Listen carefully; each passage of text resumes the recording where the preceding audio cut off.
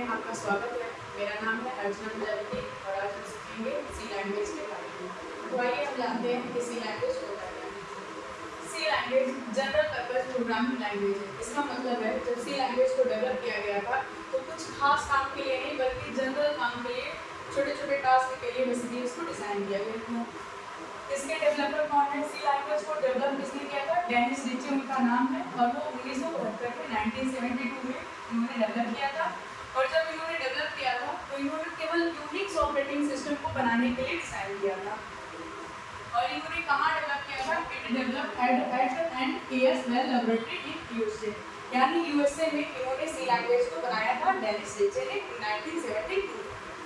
Feature, अगर सी language के feature की बात करें कि क्यों सी लैंग्वेज इतना पॉपुलर है तो आइए जानते हैं हम इसके फीचर क्या है। नंबर फर्स्ट फीचर है इसका प्रोसीजरल लैंग्वेज। प्रोसीजरल लैंग्वेज का मतलब होता है कि इसमें जो भी हम कोडिंग करते हैं, जो भी हम प्रोग्राम बनाते हैं उसको हम स्टेप बाय स्टेप लिखते हैं, इसलिए हम इसको बोलते हैं प्रोसीजरल लैंग्वेज। सेकेंड है स्ट्रक्चर्ड लैंग्वेज। स्ट्रक्चर्ड लैंग्वेज क्या होता है?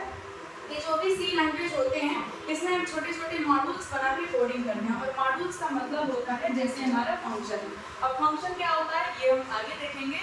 अभी आप इतना कहिए कि हम सी लैंग्वेज में छोटे छोटे प्रोग्राम्स बना के जैसे फंक्शन बना के उसका एक बड़ा कोडिंग करते हैं, इसी को बोलते हैं छोटे छोटे मॉड्यूल्स बनाना। ठीक है। थर्ड है पोर्टेबल। पोर्टेबल का मतलब होता है सी लैंग्वेज से रिलेटेड जितने भी एप्लीकेशन बनते हैं, जितने भी आप ऐप प्रोग्राम जितनी भी चीज़ें बनाते हैं वो किसी भी साइज ऑफ स्क्रीन, इसका मतलब है चाहे वो छोटी स्क्रीन की डिवाइस हो या बड़ी स्क्रीन की डिवाइस हो, सारे डिवाइस पे वो सपोर्टेबल है। ठीक है, सब पे वो सपोर्ट करते हैं। चाहे आप फोन में चलाइए तभी वो प्रॉपर तरीके से चलेंगे, या फिर आप उसको सिस्टम में चलाइए, लैपटॉप में चलाइए, कहीं भी चलाइए, वो अपने अकॉर्डिंग एडजस्ट कर लेता है। ठीक है। नेक्स्ट है हमारा कंपाइल्ड लैंग्वेज।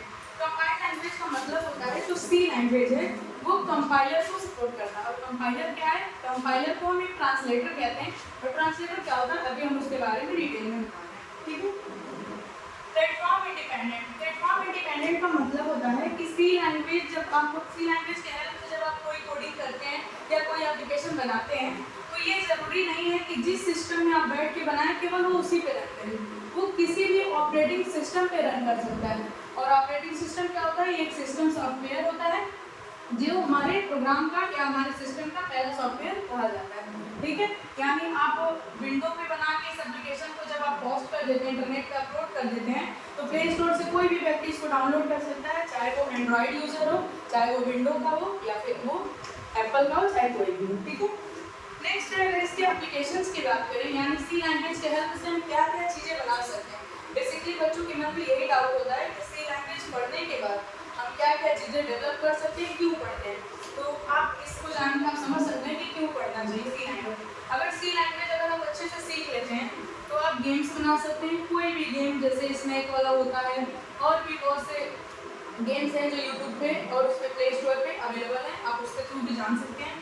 ऑपरेटिंग सिस्टम है, कंपाइलर और इंटरप्रेटर को भी बना सकते हैं, डेटाबेस से रिलेटेड चीज़ें भी बना सकते हैं, ग्राफिक्स कार्ड वगैरह etc, मतलब चीज़ें आप डिज़ाइन कर सकते हैं। अब हम जानते हैं